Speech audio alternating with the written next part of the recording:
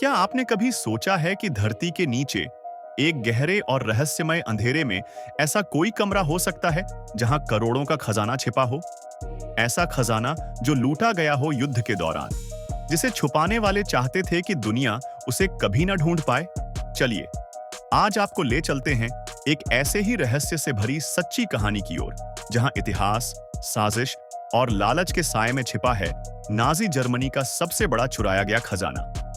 हम बात कर रहे हैं मर्कर्स माइन की, एक ऐसी जगह जो जर्मनी के एक छोटे से कस्बे मर्कर्स में स्थित है।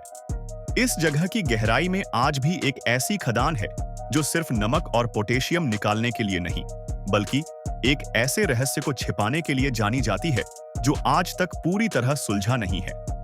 इस कहानी की शुरुआत होती है द्वितीय विश्व युद्ध के अंतिम महीनों में, जब नाजी जर्मनी को एहसास होने लगा था कि उनका समय अब खत्म हो रहा है। हार सामने दिख रही थी और उन्हें अपनी लूट को सुरक्षित छिपाने के लिए एक ऐसी जगह की जरूरत थी जहां दुश्मन कभी न पहुंच सके।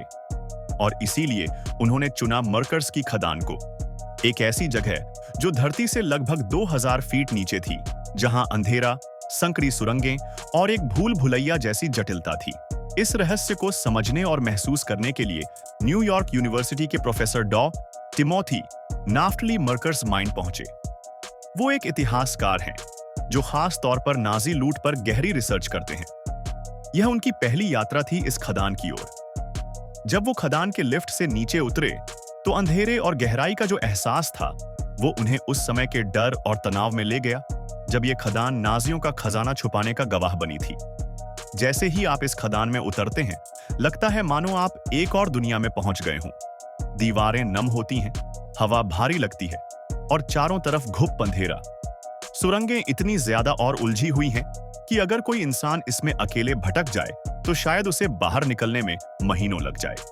यहाँ लगभग 30 किलोमीटर लंबी सुरंगें हैं, इतनी कि आप अगर इसके नक्शे को एक बड़े जर्मन शहर के ऊपर रखें तो वो उसे पूरी तरह से ढक देगा। ऐसे में अगर कोई छिपकर कुछ रखना चाहे तो इससे बेहतर जगह शायद ही कोई हो। डॉ. नाफ्टली जब रूम नंबर 8 के सामने पहुंचे तो उन्हें देखने में यह एक साधारण सा लोहे का दरवाजा लगा, लेकिन इसके पीछे छिपा था नाजी जर्मनी का सबसे बड़ा रहस्य। एक ऐसा कमरा जो लगभग 75 फीट चौड़ा, 150 फीट लंबा और 12 फीट ऊंचा था। इसमें एक ट्राम लाइन भी थी जो खजाने को अंदर बाहर लाने के लिए इस्तेमाल होती थी। जब अमेरिकी सैनिकों को इस खजाने का पता चला तो वह भी एक संयोग की वजह से हुआ। दरअसल 2 फ्रेंच महिलाओं ने अमेरिकी अधिकारियों को बताया कि उन्होंने खदान से पैसों से भरे बोरे निकलते देखे हैं। यह सुनकर अमेरिकी सेना ने इस खान को खोजना शुरू किया। नाजी सैनिकों ने इस खजाने की रक्षा के लिए जमकर लड़ाई की, लेकिन आखिरकार अमेरिकी सेना ने खान पर कब्जा कर लिया। रूम नंबर 8 तक पहुंचने के बाद उन्हें डर था कि इसका दरवाजा बम से फंसा हो सकता है, इसलिए उन्होंने दीवार में एक धमाका किया और अंदर दाखिल हुए। अंदर जो दिखा वो चौंकाने वाला था।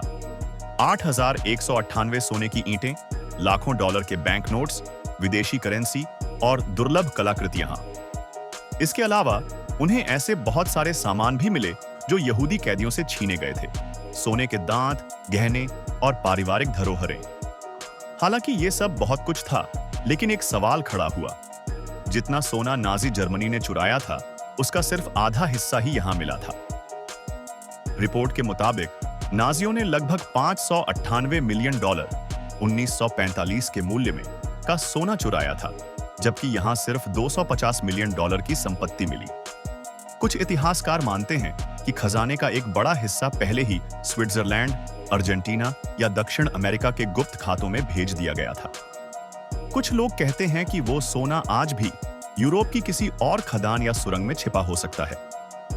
अगर आपको हमारी ये कहानी दिलचस्प लगी हो तो इसे लाइक करें, अपने दोस्तों और परिवार के साथ शेयर करें और हमारे चैनल को सब्सक्राइब करना न भूलें।